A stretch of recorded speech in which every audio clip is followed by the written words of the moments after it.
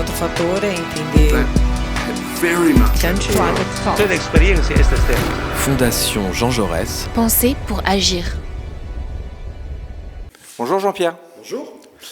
Merci d'accepter de participer à ces entretiens de l'avenir.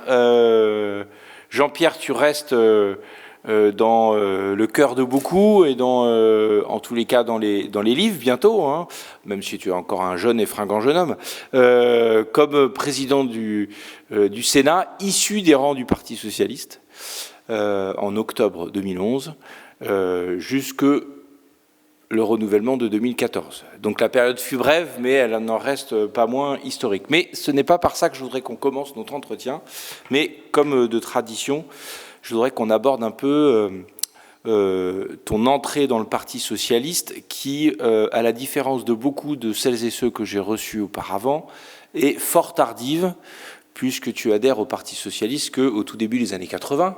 Oui, 31 ans. Voilà. Et après, un investissement politique, associatif extrêmement dense, et notamment, évidemment, dans cette région frontalière avec un pays qui, évidemment, est cher au cœur de beaucoup, mais on l'a oublié, qui, jusque 1978-82, dirons-nous, connaissait quand même une dictature, l'Espagne. Et c'est dans cette configuration de zones frontalières très marquée donc par l'histoire des républicains espagnols qui fuyaient la victoire de Franco, en fait, que tu vas faire tes premières armes politiques. Absolument. Donc est-ce qu'on peut revenir un peu, avant d'en venir à ta longue et rapide carrière en fait électorale au sein du Parti socialiste, à cette période qui t'a formé et qui en réalité est au cœur de ce que tu es encore aujourd'hui, quoi, ce qui constitue un peu ton ADN, je dirais. Très bien, merci Émeric de me permettre de faire ma propre psychanalyse, parce que si j'essaie de réfléchir aux raisons qui font que je suis arrivé assez tard au Parti socialiste, je suis obligé de revenir longtemps en arrière, parce que c'est par atavisme, si je puis dire, que j'expliquerai cette personnalité qui est agité de vents contraires, qui s'explique peut-être par un certain nombre de faits très importants pour moi. J'étais lourdement impacté par l'histoire, et notamment par l'histoire de ma famille. Donc moi, j'ai un ascendant direct qui était un communard. Mon arrière-grand-mère était la tante de Vincent Auriol, famille Denisot au Couturier. Donc son beau-frère, c'est Michel au Couturier, qui a créé, qui est fondateur avec Jean Jaurès de la verrerie ouvrière d'Albi. Mes ancêtres, ce sont des ouvriers verriers, venus avec, au Couturier d'ailleurs, dans cette région d'Albi. Et ça, c'est un aspect du personnage. Mon arrière-grand-mère est une femme extraordinaire. Ça, c'est des histoires qu'on raconte quand on est enfant, qui vous restent gravées à jamais. Elle était l'épicière des grévistes de verrerie de Carmaux pendant la grève, pendant le lockout. Et bien sûr, elle fait faillite à la fin de cette période, de cette séquence. Analphabète, elle a appris à lire et à écrire, elle est montée à Paris, devenue sage-femme, et elle a créé la maternité publique d'Albi avec d'autres. Voilà, c'était des personnages qu'on vénère, qui sont au-dessus. Qui vous marquent. Ça marque. Hein, on ne vient pas de nulle part, comme aurait dit Pierre Mauroy. Et tout ça, c'est pour moi très, très important. Ces souvenirs-là, je me souviens, donc j'ai eu un cousin qui était président de la République, Vincent Toriol, on disait, dans la région de Toulouse et à Muret. J'étais avec ma grand-mère, les gens m'appelaient Vincent, parce que j'étais un peu joufflu comme lui. Et voilà, donc ça c'est un élément très important. Deuxième période historique très importante, la résistance. J'ai la chance d'être issu d'une famille de résistants. Mon père était résistant, qui a souffert pendant cette période. Ma tante, Jean de Liaison, fini officier des FFI.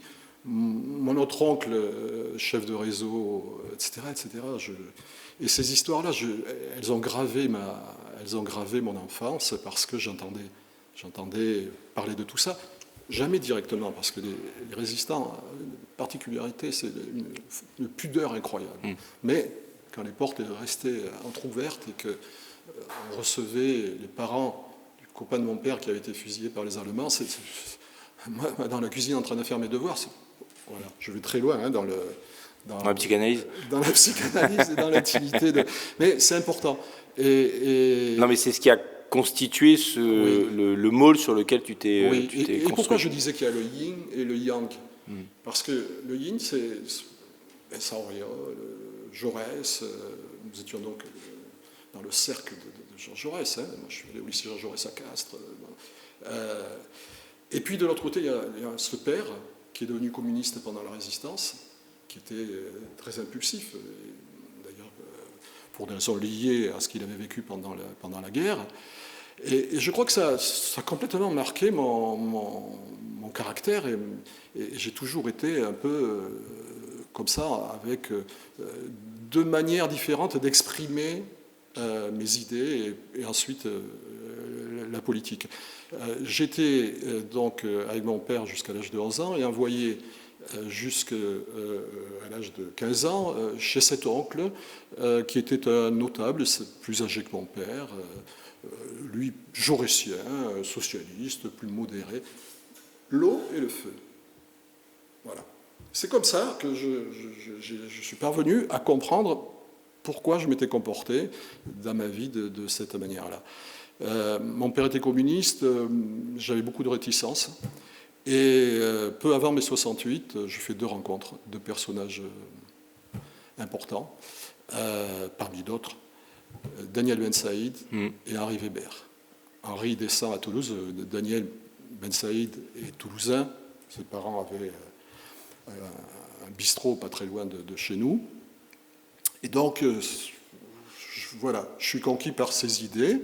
Et je n'ai pas véritablement été à ce moment-là adhérent de la JCR, la JCRE, mais en tout cas, je fais mes 68 un petit peu comme un petit gars, à 15 ans quand même. Je crois qu'il faut s'imaginer, à 15 ans, totalement politisé, sachant où on allait, comprenant les situations politiques, avec une vision stratégique, enfin, mais j'ai poursuivi toutes les années 70. Tu sais, c'est ces années que Patrick Rothman et Hervé Hamon ont appelé les années de rêve, les années de plan. Il y avait les deux. J'ai poursuivi dans ce sens-là. Alors, pas du tout dans le dogmatisme. Moi, Léon Trotsky, beaucoup de respect pour son histoire et le personnage, mais ce n'est pas ça qui m'attirait. Nous, à l'époque, autour de la Ligue communiste, et surtout à Toulouse, c'était beaucoup plus l'aspect culturel, mouvement de jeunesse, l'Espagne. Et très vite, tu l'as dit, l'Espagne et la dictature franquiste qui est de l'autre côté des frontières constitue pour moi quelque chose d'important. D'abord parce que chez les 68 heures, ce qui me déplaisait souverainement, c'était l'art de la parole permanente. Et donc très vite, on me repère et on me confie une mission, c'est-à-dire d'organiser un collectif de solidarité au peuple espagnol, ce qui était dans ma nature. Un collectif qui dépassait largement les organisations d'extrême gauche, dans lequel il y avait le Parti communiste espagnol, les socialistes. Et donc, c'était du concret. Voilà, j'étais dans la bagarre. Et c'était pas juste des paroles, quoi. C'était des actes. Non. Et nous avons fait des actes qui, comment te dire, dans la formation politique de chacun, il y a différents niveaux. Là, c'est les tripes. C'est les tripes. Parce que ça te conditionne à jamais, ça te détermine à jamais. J'ai vécu des moments, pour moi, très importants. Et je t'en parle très facilement. Moi, je n'ai pas de raison de cacher cette période. J'en serais presque fier. Hein. Je me revois encore à la frontière espagnole, service d'ordre d'une manif de femmes qui protestaient contre l'incarcération Eva Forés, je crois, une antifranquiste espagnole, et un cortège qui arrive à la frontière espagnole et la Guardia Civile épaulant, genoux à terre, et il fallait avancer ou reculer. Bon, il y a des moments comme ça, et d'autres.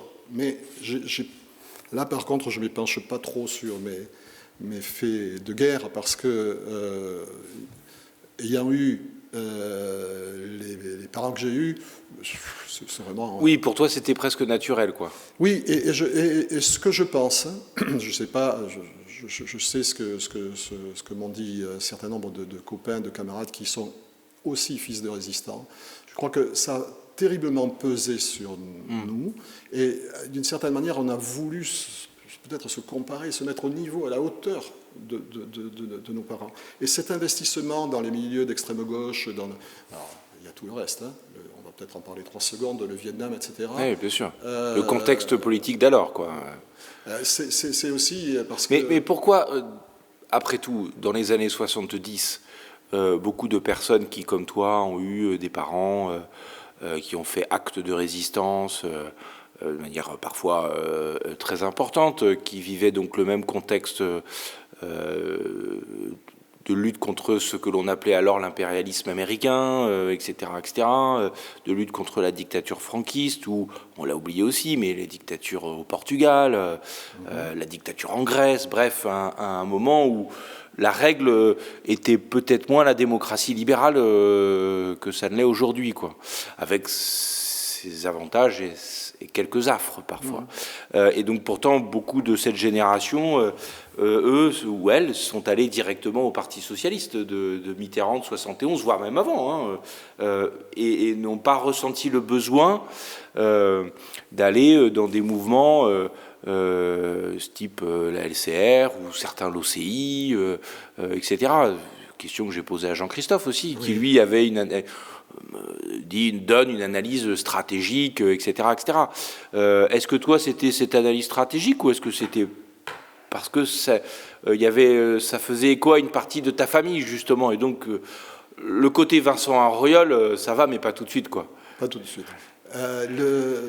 Pour te répondre sincèrement, et puis je veux essayer de ne pas être trop présomptueux, honnêtement, à aucun moment je n'ai pensé rencontrer le Parti socialiste. D'abord, je ne le voyais pas. Hein. Je suis à Toulouse.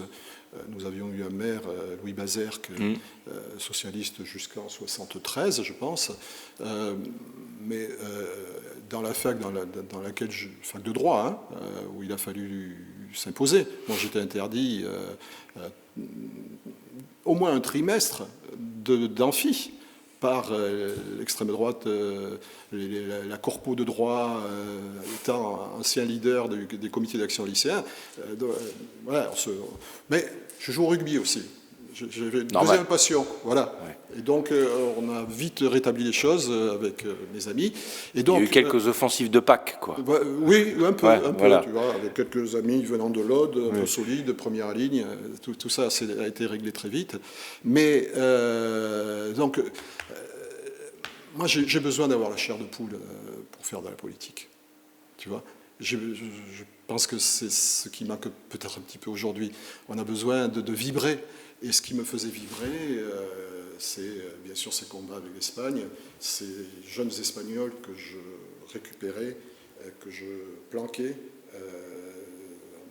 là où je pouvais les plaquer, que je mettais au travail, que j'insérais dans la société, auquel on trouvait des papiers, ces situations difficiles. Ce qui me faisait vibrer, dans un sens plus dramatique, c'est ce qui se passe au Chili, l'assassinat de Salvador Allende.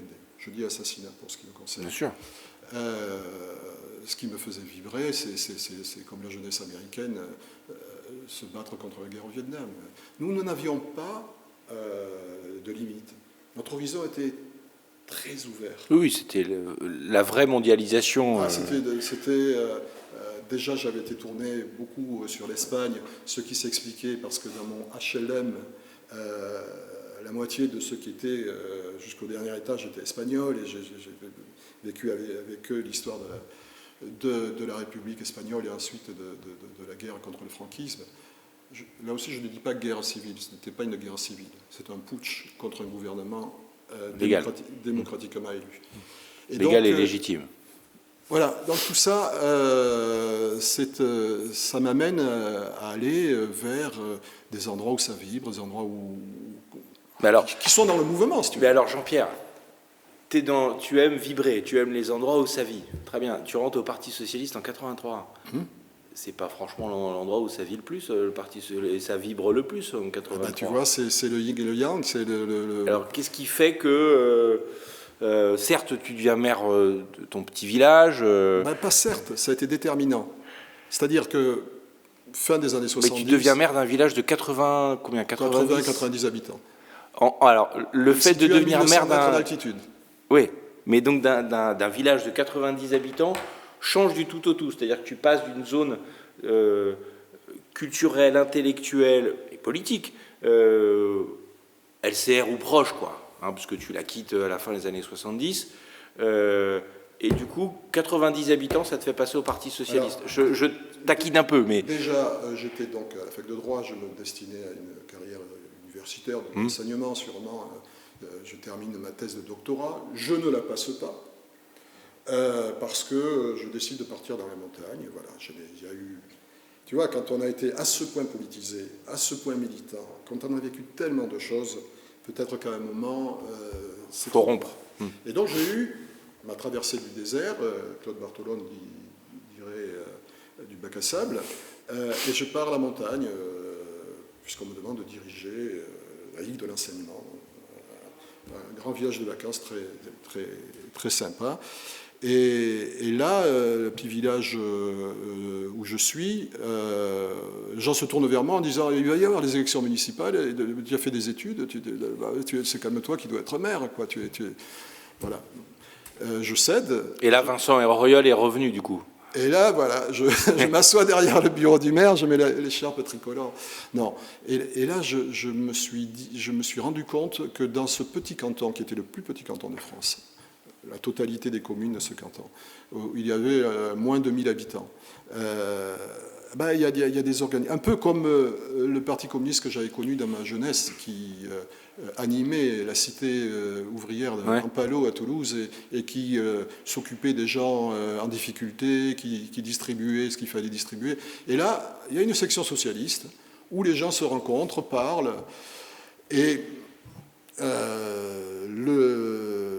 mon beau-père de l'époque, le conseiller général, me dit « Jean-Pierre, quand même, il va falloir que vous nous rejoigniez, quoi, c'est pas possible. » Je dis « Oui, je vais rentrer dans cette section socialiste. » Mais vraiment avec l'idée, je pense que ça n'a pas duré trop longtemps, et en tout cas, dès qu'il y a le moindre élément qui m'amène à renier mes convictions profondes, qui n'étaient plus tout à fait... Henri Weber l'a expliqué maintes fois, comment on a opéré cette conversion. Moi, je ne suis peut-être pas allé aussi loin que Henri sur certains sujets, mais je me dis, on y va. Et s'il y a un problème, je quitte ce parti. C'est même pas une cellule maintenant, c'est une section. Voilà. Et donc, ma réunion a lieu le soir, et on me dit, mais enfin, tu es quand même mieux formé politiquement, tu deviens secrétaire de section. Et donc le soir même, je deviens secrétaire de la section socialiste de Kérigut. Voilà. 2 ans après, donc ça c'est 83. Ouais. 3 ans après, je suis au Conseil fédéral. Les camarades me disent... au Congrès de Toulouse, à l'issue du Congrès de Toulouse, voilà, 85. En plus, c'était chez toi, donc... Jean-Pierre, autant que tu sois le premier secrétaire de cette fédération. Voilà comment je suis rentré au Parti socialiste. Et l'événement... très important, c'est 86, puisque Lionel Jospin, à l'occasion d'une élection partielle, arrive à l'automne 86 à Toulouse, recommandation de François Mitterrand, je pense. Il y avait il fallait qu'il quitte Paris, quoi. Et je rencontre Jospin, voilà. Et Jospin, dans le fond, c'est celui que je devais rencontrer. Parce que ce qu'il représente, son itinéraire peut-être aussi, c'est vraiment celui qui m'a permis de rester arrimé, et très rapidement j'ai admiré l'homme, sa rigueur, me suis mis peut-être à essayer de lui ressembler. Et pour moi, on peut dire ça ici, la messe était dite. 83, tu rentres au parti, donc. Quoi, tu deviens maire d'abord, tu rentres au parti, secrétaire de section, premier fédéral, tout ça en 3 ans, pas mal. Très rapidement, du coup, tu vas intégrer les instances nationales aussi du Parti socialiste. Oui. Aux fédérations, aux élections, ce qui ne sont pas des petits sujets. Pas qu'auprès de Lionel Jospin d'ailleurs, auprès d'Henri Emmanuelli notamment. Oui, bien sûr. Et puis ensuite François Hollande. Et ensuite auprès de François Hollande. Comment, j'allais dire, le gars de l'Ariège, quoi. 83, 10 ans après, il se retrouve au Fédé, aux élections, c'est-à-dire à un des postes les plus sensibles du parti, quoi. Où il y a les arbitrages à faire, déminer des conflits, déterminer les bonnes candidatures, les stratégies, la négociation avec les autres partis politiques, et dans une période en plus. Voilà quoi, 92, 93, 94 n'est pas la période la plus folichonne et enjouée pour le parti. Donc pour quelqu'un qui était rentré tardivement finalement au parti, etc., comment on tient, quoi. En plus, Lionel, lui, après 93, dit je fais ma traversée du bac à sable. Oui, il nous laisse un peu désorientés. Bien sûr. Émeric, je sais que toi-même, tu n'es pas parisien d'origine. Donc tu comprendras, juste un petit élément, lorsque tu arrives de l'Ariège de Toulouse à Paris dans ce petit monde politique, c'est pas toujours évident. Le regard qui est porté sur toi, alors mon accent c'est malheureusement, parce que pour moi c'est une richesse, et fait partie de mon patrimoine, c'est un petit peu amoindri, mais donc tu arrives de l'Ariège et tu débarques auprès de, pas tous bien sûr, et puis il y a beaucoup aussi de gens issus des territoires. Il faut s'imposer un peu. Il faut s'imposer un peu.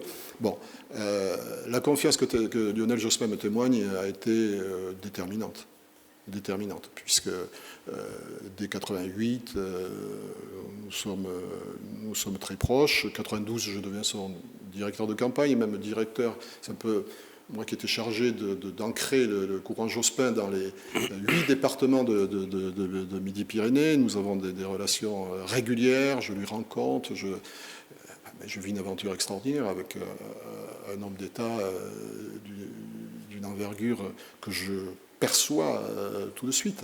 Donc ça m'intéresse de continuer auprès de Jospin et donc à l'intérieur. Donc c'est Lionel qui te fait rester au Parti socialiste. Oui. Ouais. Quoi, qui t'y amène véritablement et qui t'y fait rester, quoi. Oui. Et alors comment ça se passe à vouloir continuer. Oui. Mais comment ça se passe justement? Tu faisais référence tout à l'heure à cette période un peu bizarre où après la défaite des législatives en 93, bon, il essaye de prendre du large, même d'aller à Rome. Il disparaît totalement. Il disparaît du comité directeur déjà ou conservation, je ne sais plus. Comment ça se passe justement pour toi et pour ce que vous aviez commencé à créer? C'est le moment le plus difficile de ma vie politique.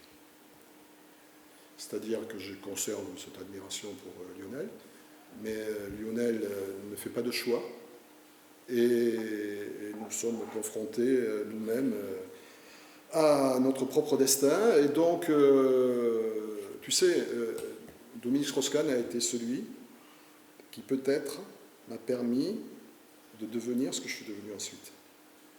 Parce qu'en 2004, lorsque je suis devenu président du groupe socialiste, immédiatement Dominique m'apporte son soutien, peut-être contre certains de ses amis d'alors, et qui étaient dans une proximité plus grande. Et pourtant, en 93, on est arrivé dans une situation où il y avait d'un côté, je ne sais pas comment dire, pas les Girondins et les Montagnards, parce que ça n'a aucune signification de cet ordre-là historique, mais entre les premiers fédéraux de terrain, de base, que je connaissais, que je côtoyais, avec lesquels on passait des séminaires, des week-ends ensemble à l'époque, ici à Paris, où commencé à devenir quelque chose d'important dans ma vie. Et puis alors, puisque c'était Emmanuelli de Strauss-Kahn, quelqu'un pour lequel je n'avais là aussi que de bons sentiments. Mais bon, on est allé derrière Emmanuelli. Voilà. Derrière Henri Emmanuelli, parce qu'il nous a semblé que c'était un peu la revanche. Un de nos camarades avait dit que nous étions, je ne sais pas s'il parlait de moi en particulier, je ne me souviens plus, l'incarnation de la France administrative et rurale. Voilà. On a eu droit à ce genre de mépris juste avant. Alors, quand le moment du choix arrive, tu n'hésites pas. Tu choisis le landais. Ce grand camarade parisien qui a longtemps présidé aux destinées de cette fédération. Donc tu choisis le landais. Voilà. 94, fin 94, après le congrès de Liévin, Lionel réapparaît après le forfait de Jacques Delors. Il y a un certain nombre d'amis de Lionel Jospin, jospinistes donc, comme on disait dans le langage du parti, qui, dans la primaire, choisissent quand même de soutenir Henri Emmanuelli par fidélité au poste de premier secrétaire, notamment Jean Glavany qui choisit qui ? Qui choisit Henri Emmanuelli. Ah oui. Pardon. Comme premier secrétaire, parce que c'est le premier secrétaire et donc il est légitime dans la logique du parti, etc., Mitterrand, etc. Qu'est-ce que tu fais comme choix, toi, en 94, justement ? Ça, c'est vraiment la question vache. Ben non, elle n'est pas vache. Si. Parce que, je t'ai dit tout à l'heure, le yin et le yang. Ouais. Et quelquefois, on cache, on enfouit en soi. Voilà. Donc, je suis officiellement resté secrétaire aux fédérations, même si j'ai essayé de démissionner. Mais ça, Henri n'en a pas voulu. Et donc, j'ai continué auprès du premier secrétaire.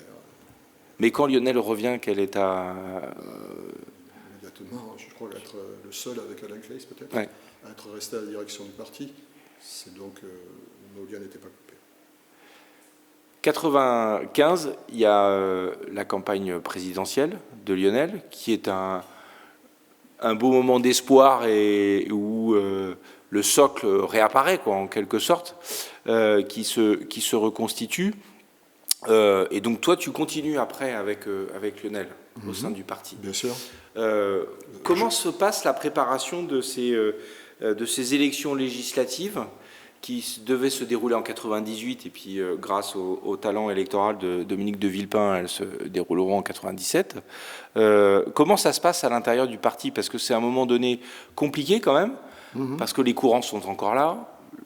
Les acrinomies, parfois, bien entendu, au Parti socialiste, il n'y en a jamais eu, mais elles peuvent exister. Et puis, il y a l'histoire de la parité qui est introduite par Lionel.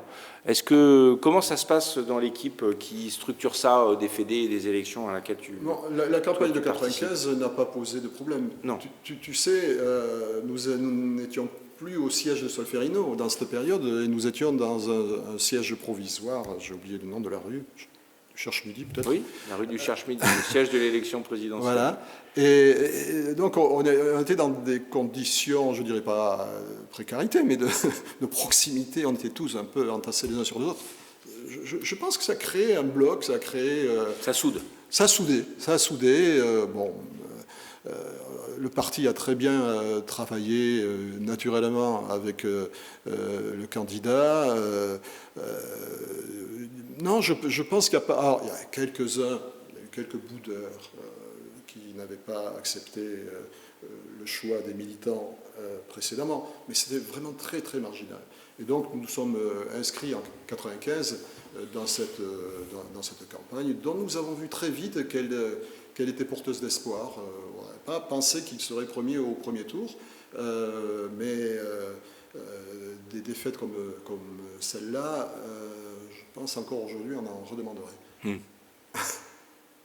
Et 97, entre 95 et 97, comment se passe le travail un travail en profondeur. Parce qu'il y a beaucoup de renouvellement aux élections législatives de 97. on essaye d'avoir de nouvelles idées pour animer les fédérations. J'organise des tournées du premier secrétaire dans les fédérations, mais d'une manière très différente. On fait monter les bureaux fédéraux de chaque département, de chaque fédération à Paris. C'est, je crois, une forme de convivialité qui a beaucoup resserré les liens entre chacun d'entre nous, avec les militants. Et là, bon, il y a un certain nombre de choses à faire. Hein. Je sais que Daniel Vaillant et Michel Saban, qui était mon adjointe à cette époque-là, puisque j'étais resté secrétaire national au FEDE, en ont déjà parlé, mais donc avec des objectifs qui sont la parité, qui sont le renouvellement, et avec cette volonté de Lionel de renouveler un petit peu les cadres politiques du parti et ceux qui allaient l'accompagner dans créer une nouvelle génération, quoi. Voilà, nouvelle génération pour 98. Ça s'est produit en 97. Entre-temps, on a eu quelques péripéties, aller visiter la Fédération des Bouches-du-Rhône, des choses comme ça. Oui, mais ça, c'est les marronniers du Parti socialiste. Voilà. Ça, et d'autres, quelques autres. Quelques autres. 98, je voudrais revenir justement sur ton ancrage local. 98, tu deviens sénateur.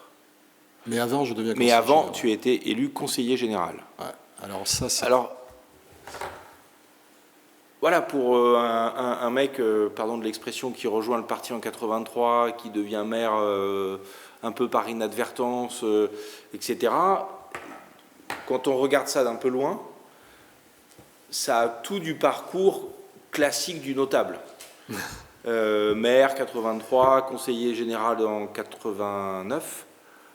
Conseiller régional en 92, ouais, et Jospin, conseiller général en 92, et conseiller général en 98.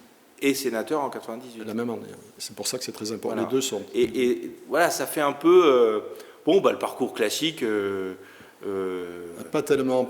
Du conseiller général, ce qui n'est pas le cas en réalité. Non, Donc, la réalité est différente, c'est-à-dire que là, j'ai joué le quitte ou double. C'est-à-dire que j'habitais à Foix, une ville chef-lieu de ce département, plutôt tranquille, où les socialistes étaient largement majoritaires depuis toujours, et premier secrétaire de ma fédération. On m'avait indiqué que j'avais ma place au Conseil général dans la suite. Et puis, nous avons perdu, parce qu'il y a eu 2000 licenciements dans une ville textile, Lavelanet, la ville dont je suis devenu maire plus tard. Lavelanet, vraiment la ville ouvrière, quoi. 2000 licenciements à l'époque où Roger Foroux, qui était dans notre majorité, était ministre de l'Industrie, François Mitterrand, président de la République, et Jérôme Sédou, considéré comme l'ami du président. La sanction électorale a été immédiate. Nous avons tout perdu. La mairie, le conseil général, la ville voisine.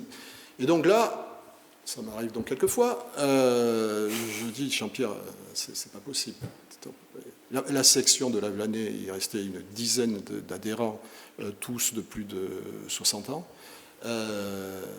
C'est pas possible. Donc, je décide d'aller m'implanter dans cette ville-là, qui est une ville extrêmement difficile. C'est toi tout seul, comme premier fédéral, tu décides d'y aller. Alors, tous mes amis, le député, le président du Conseil général, disaient, mais arrête, tu vas pouvoir être sénateur bientôt, si tu te manques là, c'est fini, quoi. Et je vais là-bas, comme ça, un peu avec des réflexes qui sont la première partie de mon profil. Et je me souviens, je deviens secrétaire de section immédiatement de cette petite section. Le local de cette section, on aurait dit, c'était vraiment dans une rue extrêmement noire, grise, avec presque squattée la rue. Et je suis comme dans une grotte. Et tous les soirs à 18h, après mon boulot, je reçois les gens qui veulent aller à la rencontre du Parti socialiste. Je reconstitue, je monte une association, Agir pour le pays d'Olme. Je demande à Jean-Marc Ayrault de venir un peu m'amener de la lumière. Lionel vient inaugurer ce siège de campagne. Et bon, j'ai l'impression que les choses prennent. Et le parti, puisque je suis toujours secrétaire national aux élections, dans les différents sondages qu'il organise, en fait un sur mon canton. Je suis à 41 et mon adversaire est à 59. Conseiller général sortant, maire de la ville, président de la communauté de communes, patron d'un laboratoire, je fais des piqûres tous les jours aux gens en leur disant, vous savez, je suis là pour vous.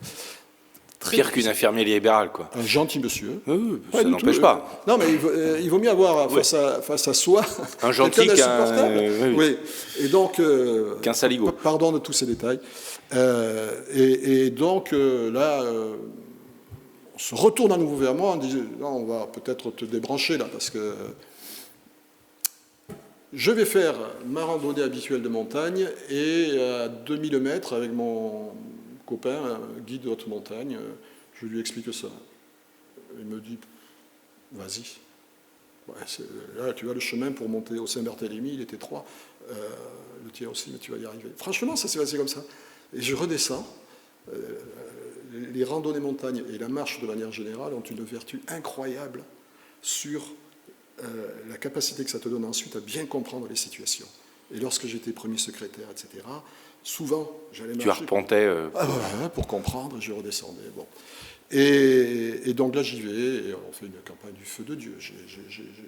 J'ai usé 2 paires de chaussures, je le fais à la Jospin. J'écris un livre, au lieu d'écrire un tract, j'écris un livre... je n'ai pas publié chez Jean Jaurès, mais 80 pages, petit faute format. de goût. Petit format. Et j'édite ce bouquin et je distribue un livre à des gens issus de la zone de Midi-Pyrénées la plus déshéritée, la plus touchée par le chômage, mais néanmoins, je crois à l'intelligence de chacun. Et je fais des kilomètres et des kilomètres en distribuant ça. Et le miracle se produit. Je suis élu avec 80 voix d'avance sur à peu près 10 000 votants. Voilà. Si je perds, là, tu n'invites pas Jean-Pierre Abel à un entretien pour la Fondation Jean Jaurès. Et tu gagnes, et du coup, après, tu es le roi du pétrole pour être sénateur. Je suis le roi du pétrole, le standing ovation, lorsque je vais soutenir d'autres camarades dans d'autres élections. Je suis candidat au sénatorial, je passe... C'était quand même une terre, il faut bien le reconnaître, où nos idées étaient en position de force, bien implantées, en position de force, les communes. J'adore cette campagne parce que sénateur, ce rapport aux collectivités, ce rapport au territoire, cet ancrage territorial, dans le fond, ça me correspondait beaucoup, Vincent Auriol. Et donc, je suis élu sénateur de l'Ariège. Juste après avoir été élu conseiller général. Pas le plus, parce qu'à cette époque-là, j'étais presque le plus jeune, il faut savoir. Ouais. Dans le groupe socialiste... Pas le plus jeune, mais presque le plus jeune. Non, Simon Sutour m'a battu de 3 mois, je crois. Ouais. Du Gard, élu du Gard, qui a arrêté il y a au dernier renouvellement. Au dernier renouvellement. Voilà. Tu deviens donc parlementaire. Tu découvres les ors du Sénat de la République. Alors, bien sûr, tu avais eu des expériences professionnelles, d'autres dans des cabinets ministériels, etc. Tu fréquentais des sénateurs. Mais ce n'est pas tout à fait la même chose que d'être soi-même sénateur et législateur. Donc, comment se passe cette découverte du Sénat, d'autant plus que tu deviens finalement assez rapidement président du groupe, 6 ans après. Donc, c'est assez rapide, là aussi. Bien entendu, quand on vit ces 6 années, c'est long. Mais quand on reprend un peu en distance, tu es rentré au parti en 83, tu as eu une succession de responsabilités internes, etc. Donc on vient de voir tes 2 victoires électorales consécutives. Il y en aura une 3e après, parce que tu prends la mairie en 2001. Absolument. Qui est une des rares mairies d'ailleurs prises en 2001. Il n'y en a pas eu tant que ça, prises en 2001. Il y en a eu plus de perdus. François Hollande. Oui, aussi. Paraît-il, a gagné aussi à Tulle. Il y en a eu quelques-unes, mais non, d'ailleurs, Tulle, je crois qu'il gagne en 2008, je crois, Tulle. Oui, et Rebsamen aussi. Oui. Non, Dijon, il gagne en 2001, François. François. Moi, il y a Dijon, Paris et Lyon qui passent en 2001. Bon, bref, Donc tu deviens quand même, voilà, en 6 ans après, tu deviens président du groupe socialiste au Sénat. Comment ça se passe cette... Émeric, c'est incroyable. Tu sais, le mandat était de 9 ans. Mm. En fait, j'en ai fait 10 parce qu'on a eu une prolongation. Oui, après la réforme... On n'avait pas joué la partie jusqu'au bout, l'arbitre nous a donné 1 an de plus. Et quand j'arrive sénateur, mon prédécesseur, qui s'appelait Germain Autier, me dit, tu sais, au Sénat, parce que c'était le temps long, c'est la chambre du temps long, ne te fais pas remarquer. Pas de vague. Ne dis rien. Pendant 3 ans, tu ne dis rien. Tu apprends à connaître les autres, tu sais, et après on te confiera des responsabilités. Bon, le profil que j'ai dressé de moi te fait comprendre que j'ai pas tenu, pourtant j'aimais beaucoup Germain, mais j'ai pas tenu cette parole. Et 3 ans après, je rentre au bureau du Sénat, première étape. Je deviens secrétaire du Sénat, Claude Estier, les copains du groupe me choisissent pour devenir un de ceux-là. On avait 65 sénateurs à l'époque. Et puis arrive 2004. Mais c'est souvent comme ça que ça s'est passé dans ma vie, hein, tu sais. Moi, je n'ai pas fait monter des plans, des machins, des trucs pour réussir à arriver à prendre le poste que j'ambitionnais. Je pense que c'était Jean-Pierre Masseret qui était destiné à être le remplaçant de Claude Estier. Sauf qu'il gagne les régions et il devient président de région. À ce moment-là, mes amis du groupe se tournent vers moi et me disent toi, tu ferais un bon président de groupe. Ben, bon, bref. Et le groupe, c'était quand même Jean-Luc Mélenchon, Michel Charasse, Jean-Marc Todeschini, enfin je ne vais pas tous les citer. Robert Badinter qui était encore... Robert Badinter, j'aurais dû commencer par lui, je commence toujours par Robert. Élu en 95. Bien sûr, bien sûr. Et donc, je le fais à la Jospin, quoi. Je dis, je vais vérifier si les conditions objectives de mon élection sont réunies. En étant l'axe central autour duquel les choses s'organisent. Voilà, gardons de bonnes références. Et donc, pour ce que je vois, pratiquement tous, ouais, vas-y, mais tu sais, il y avait 3 ou 4 autres candidats. Il est pas mal non plus. D'accord, ok. Dominique Strauss-Kahn, Jean-Pierre, je suis derrière toi, tu y vas, et tu vas être président de groupe. C'est quand même... La vie est quand même étonnante, et on peut lui reconnaître cette qualité tout de même. Et donc, je suis élu assez largement. Je pense que j'ai été élu au premier tour, mais à un moment, il y a eu une confusion, il m'a manqué un bulletin. Et donc, assez largement. Et voilà, et j'ai fait là un travail pendant 7 ans passionnant. Alors, quel est le travail d'un président du groupe socialiste au Sénat entre 2004 et 2011? Donc, il y a une période où pour le Parti socialiste, les choses ne sont pas si simples que ça. D'abord parce qu'il y a eu la défaite, il n'y a pas si longtemps, de celui pour lequel tu as, comme beaucoup, voué beaucoup d'admiration, Lionel. Qu'ensuite, 2005, il y a le traité constitutionnel. Terrible. Qu'ensuite, 2006-2007, il y a la primaire interne ouverte avec la défaite de Ségolène Royal. Bref, c'est un moment particulier et où la majorité au Sénat, traditionnellement, historiquement, n'est pas forcément de cette famille politique. Et un journaliste au Sénat, ça pouvait choquer. Et on se souvient tous de la déclaration de Lionel sur le rôle du Sénat.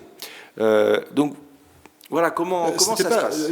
Il vous l'a dit, sa déclaration n'était pas sur le rôle du Sénat. L'anomalie portait sur l'impossibilité de créer l'alternance. Oui, et sur le mode de scrutin. Et sur le mode de scrutin. Pardon, et d'ailleurs, ça a été en partie d'ailleurs invalidé, mais en partie seulement invalidé par le Conseil constitutionnel. Oui, absolument. En partie. Absolument. En partie, puisqu'il y a eu quelques évolutions. Oui. Évidemment, le niveau d'élection à la proportionnelle et l'élargissement du corps électoral en partie. Écoute, je pense que dans le fond, c'est une question aussi de tempérament. Le tempérament qui était le mien était adapté à cette période. Parce que, tu l'as dit, non pas que je sois maître en circonvolution, Mais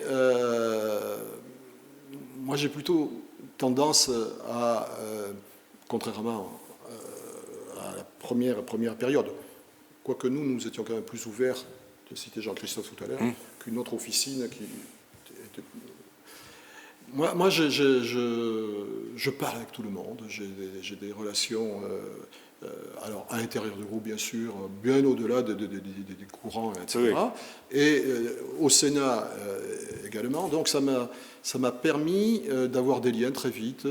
Premier temps, il faut que je me fasse reconnaître comme l'Ariégeois qui est devenu sénateur, mais qui est capable d'être aussi président de groupe. Et ça, je crois, assez bien marché. Je me suis entouré de gens qui étaient tout à fait à leur place. Et donc, ensuite, il y a des moments très, très difficiles. Et c'est vrai que le traité constitutionnel l'a été, parce que là, la Fondation Jean Jaurès, vous avez souvent traité ce sujet, et de savoir si on ne s'était pas un peu mis dans l'entonnoir, là, et qui nous a conduit à mettre en avant toutes nos contradictions, qui ont été à l'origine de beaucoup de difficultés. Voilà. Donc, bon, à chaque fois, il faut être clair et net, c'est-à-dire que ma position, elle est connue. J'étais favorable au traité constitutionnel, bien sûr. J'étais capable d'entendre les arguments, mais comme beaucoup, hein, rien d'exceptionnel. Voilà. Ensuite arrive l'époque de la primaire. Donc moi j'avais été secrétaire national aux élections de François Hollande, puis ensuite quand j'ai voulu quitter le secrétaire national, on m'a dit non, tu restes, mais pourquoi faire secrétaire national auprès du premier secrétaire? Ah bon? Et je ferai quoi? Tu t'occuperas de l'Espagne? Ah bon, d'accord. Voilà, je suis occupé de...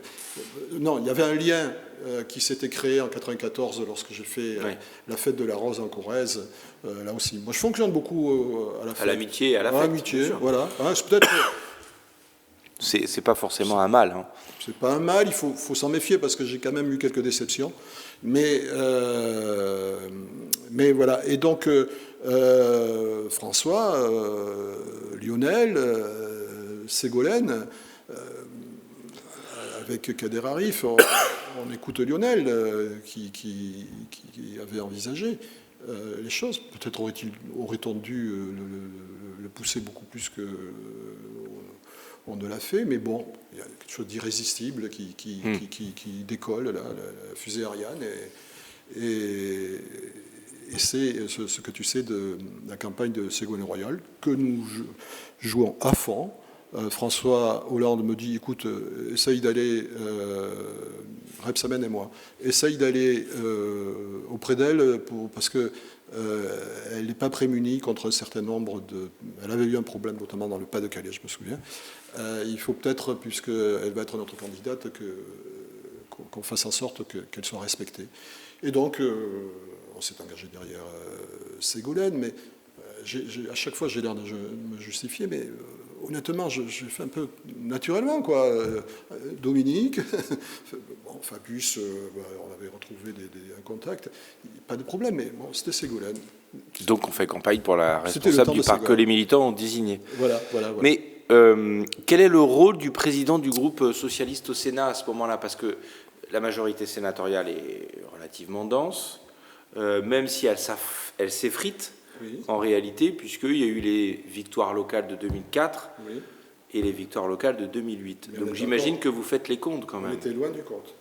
On était loin du compte. Et moi je fais les comptes. Et puis surtout, comme tout bon premier fédéral, tu sais faire des croix et des bâtons. Quoi. Je reprends mes fiches. Et je fais mes comptes et surtout je regarde un certain nombre de sujets, de points sur lesquels je pense qu'on peut progresser. Et la connaissance donc de la carte électorale, aurait dit Alain Richard, me permet de dire on peut gagner le Sénat. Donc, je travaille dans deux sens, le rassemblement de la gauche et les Outre-mer. Rassemblement de la gauche, je trouve que mes relations avec le gros communiste étaient bonnes. Peut-être... tout le monde n'a pas eu la chance d'avoir un papa communiste. Ça m'a été, merci. Ça t'a donné quelques clés, quoi. Voilà, bon, puis quelques affinités. C'était Nicole Borvo, la présidente du groupe.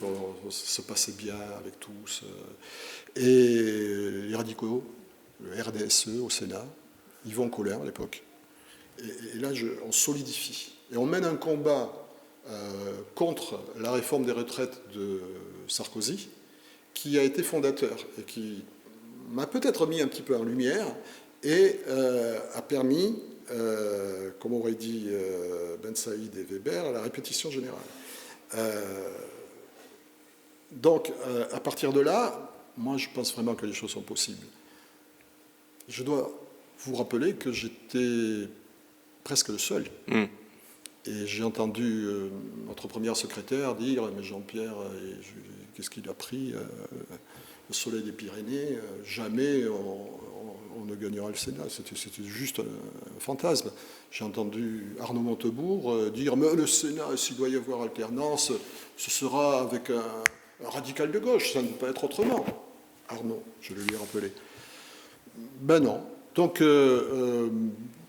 lorsque j'étais aux fédérations, très attiré par les Outre-mer, peut-être aussi mon côté internationaliste, non pas que les Outre-mer fassent partie de l'international.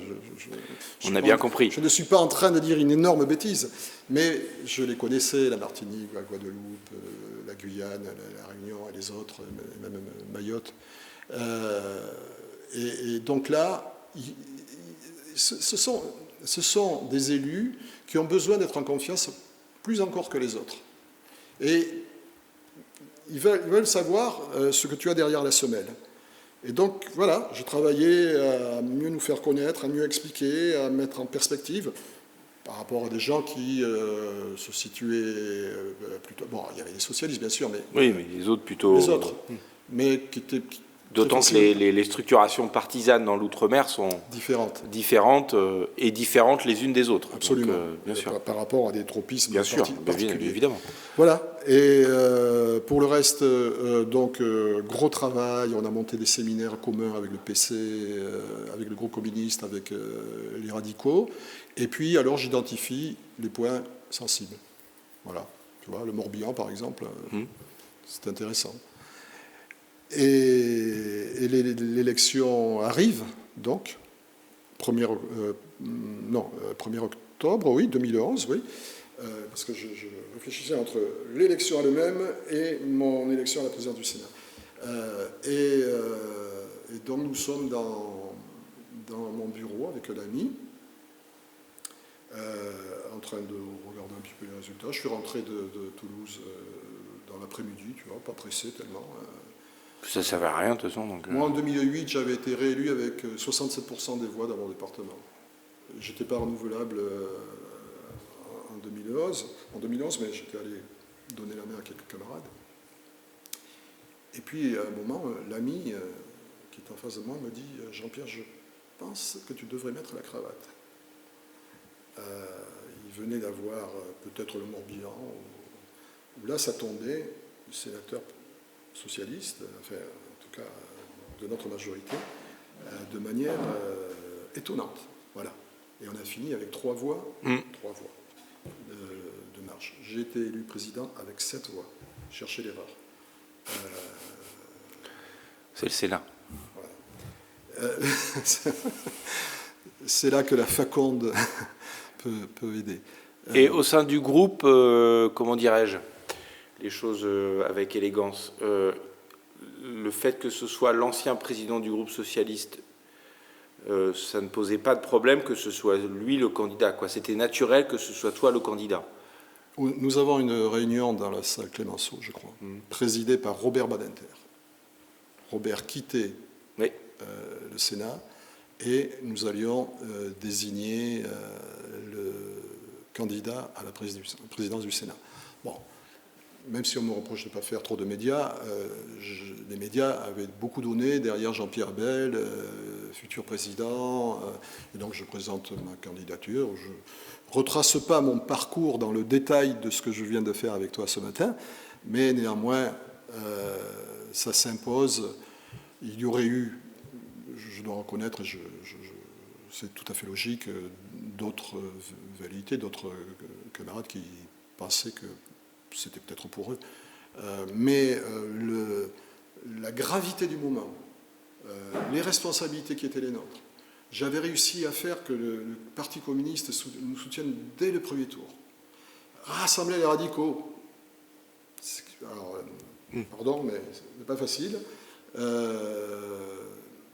donner une légitimité, une force. Et Robert a géré cette réunion de manière avec beaucoup de hauteur. Et j'en suis sorti par acclamation, désigné par acclamation. Président du Sénat, bien entendu, il y a le protocole de la République, donc tu es le deuxième personnage de l'État quand on est président du Sénat, puisque on peut être amené à remplacer provisoirement le président de la République en cas de décès. C'est ce que m'a répété 3 fois Nicolas Sarkozy quand je suis allé le rencontrer. Il va en avoir peur. C'est vous qui allez nous remplacer. Bien sûr. Mais vous êtes en très bonne santé, monsieur le président. Boutade mis à part, ce n'est pas rien, évidemment, dans l'ordre protocolaire. Il y a cela étant, il y a deux périodes dans ce qui va être une courte période de la présidence du Sénat. Je voudrais qu'on termine par là, parce qu'elles sont politiquement totalement différentes. Il y a celle de 2011 à 2012, où le Sénat devient, sous ta houlette, au-delà de la vie normale du Sénat, quand même un instrument de préparation politique de 2012. On a dit le laboratoire de la gauche à venir. Voilà. Et 2012-2014, où c'est un peu plus complexe quand même. Émeric, vraiment, je te remercie de présenter les choses comme ça, parce que ça n'a souvent pas été compris.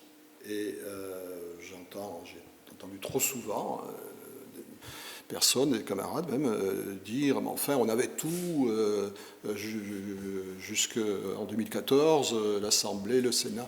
En réalité, tu l'as dit, il y a 2 périodes complètement différentes. La première période assez enthousiasmante avec nos partenaires écologistes, radicaux, communistes et même peut-être quelques-uns qui s'associaient. Nous avons voté de belles lois, le droit de vote des étrangers. Alors, il m'en manque quelques-unes. Qu'est-ce qu'on a des lois emblématiques de la gauche, pardonne-moi, je n'avais pas imprimé totalement, et ça se passe très très bien, et vraiment. Oui, la majorité est solide, quoi. Le mariage pour tous, c'est quelle année? Non, c'est 2014. C'est plus tard, oui, c'est Barthelone qui est à l'Assemblée, d'accord. Oui. Et donc ça, cette période était tout à fait, je dirais, dans une logique institutionnelle. Ce qui se produit à partir de l'élection de François Hollande n'est plus dans la logique institutionnelle. C'est-à-dire que je suis président d'une assemblée dans laquelle je suis minoritaire, puisque les communistes ayant été écartés du gouvernement, même certains écologistes donnant des signes d'indépendance vraiment particulière, et les radicaux insupportables. Étant les radicaux au Sénat, puisque c'est un... Parmi eux, c'est un rassemblement de différentes familles politiques. Voilà. À l'époque, c'était plus les radicaux de gauche. Là, aujourd'hui, bien sûr, c'est autre chose. Mais pourquoi? Parce que je suis contre le cumul des mandats. Et totalement en adéquation avec la proposition du gouvernement et du président de la République pour la transparence dans la vie publique. Et moi, j'ai entendu des responsables de ce groupe me dire que je n'étais pas digne de Gaston Monnerville, parce que je niais ce qui faisait l'identité du Sénat, c'est-à-dire le notabilisme. Nous, les radicaux, notre légitimité, c'est le notabilisme. Et on me fait le coup de Clémenceau contre Jaurès. J'ai entendu des choses effrayantes. Alors, le jaurésien historique et familial que je suis, bien sûr, ne pouvait que réagir. Donc, ça a été très dur. Il faut bien comprendre ça. Et donc, bien sûr, sur certains sujets, nous n'avons pas la majorité. Bien sûr. Alors, on a dit, oui, mais le président Bell du Sénat, là, il n'a pas d'autorité. Il n'arrive pas à avoir la majorité. On n'est pas dans un club philatéliste. On n'est pas dans l'amicale des boulistes du Jardin du Luxembourg. on est dans une assemblée politique où on vote des budgets et où la majorité politique ne correspondait pas à la majorité sénatoriale. Ce qui ne m'a pas empêché de rester très uni, très, très proche de tous mes amis communistes, radicaux, et pas tous, et écologistes. Pas tous. Dans cette période. Donc voilà, donc, ça a été une situation, comme on dit aujourd'hui, très compliquée. J'ai essayé de la gérer du mieux possible. Le mariage pour tous, par exemple, a été... passé. Oui, alors d'une façon incroyable, et c'était pas donné. Et voilà, sauf que, de toute façon, moi, j'avais décidé bien avant, parce que, comme ça, là, un certain nombre de principes dans ma tête, peut-être, je ne sais pas exactement à quel âge j'avais été convaincu qu'à 60 ans, il fallait laisser ça à d'autres, surtout quand on a fait 25 ans de vie politique. Donc, tu savais qu'en 2014, tu ne te représenterais pas pour ton renouvellement. Je l'ai annoncé à François Hollande avant même qu'il soit élu. J'ai dit, François, je ne serai pas candidat la prochaine fois. Et c'est plutôt une belle fin de carrière politique de finir sur la présidence du Sénat, c'est pas mal. J'avais beaucoup parlé avec Bertrand Delanoë. Je ne suis pas Bertrand dans tout ce qu'il peut, et c'est normal, penser sur tous les sujets, mais j'avais peut-être, oui, le souci d'avoir un parcours rectiligne, et je savais que si je continuais, j'étais jusqu'à 75 ans, 80. Je suis sénateur de l'Ariège. Depuis que j'ai laissé, il y a eu 2 sénateurs socialistes de l'Ariège. Donc, si je lâche pas là, j'y suis jusqu'à la fin de ma vie. Donc, et pas envie. J'ai envie de faire autre chose. J'ai envie de passer à autre chose. Et ce qui ne veut pas dire un désintérêt par rapport à ce que j'ai fait au Sénat, à ma présidence du Sénat. C'était passionnant, je crois qu'on a fait ce qu'il fallait, on a porté les couleurs du mieux possible, mais les réformes, collectivité territoriale, qui a donné ce résultat des élections municipales. Je ne pensais pas qu'on ait des municipales aussi catastrophiques en 2014. Moi, je pensais qu'on allait garder le Sénat, que j'aurais un successeur de gauche, socialiste de gauche. Il ne fallait pas beaucoup plus en termes de municipalité, mais on est vraiment tombé très très bas, c'était totalement impossible. Et mon annonce de ma tribune dans Le Monde expliquant Jean Jaurès, sans remords, sans regret, mais avec une espérance pugnace pour l'avenir, j'ai annoncé que je quittais le Sénat. Elle est antérieure aux élections municipales de 2014. Voilà. Merci Jean-Pierre. Merci Émeric.